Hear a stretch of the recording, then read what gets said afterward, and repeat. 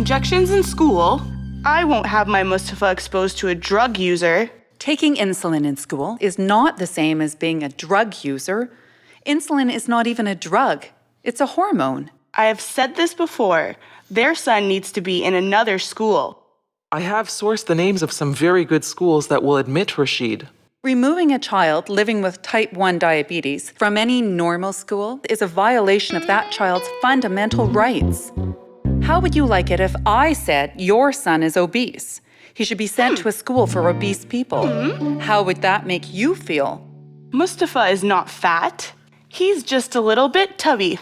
And if we said he has to go to school for tubby people? Worldwide, every year around 80,000 children under 14 are diagnosed with type 1 diabetes, and the number rises 3 to 4% every year.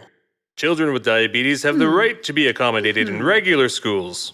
I don't agree.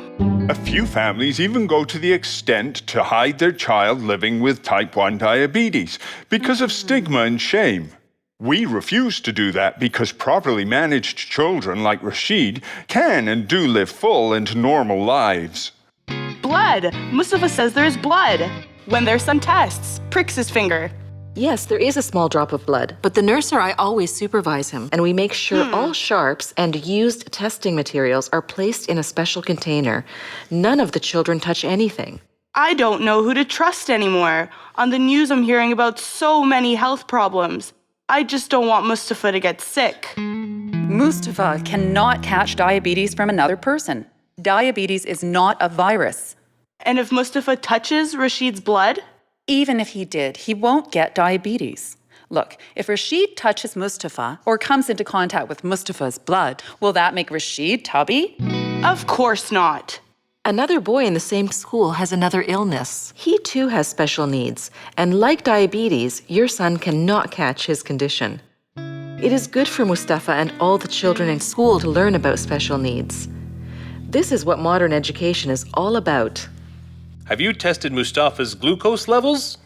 Are you saying because he's a little bit tubby, he also has type 1?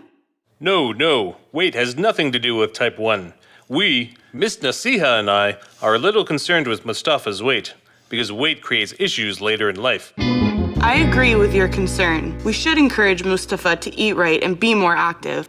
Please understand, we are not discriminating against your child. We would never do that. Of course not. Mustafa's a perfectly normal boy.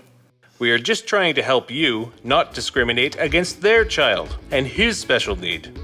My Mustafa is not normal. He is exceptional. I am not sure who is harder to teach, the student or the parents. The child is easier to educate, definitely the child.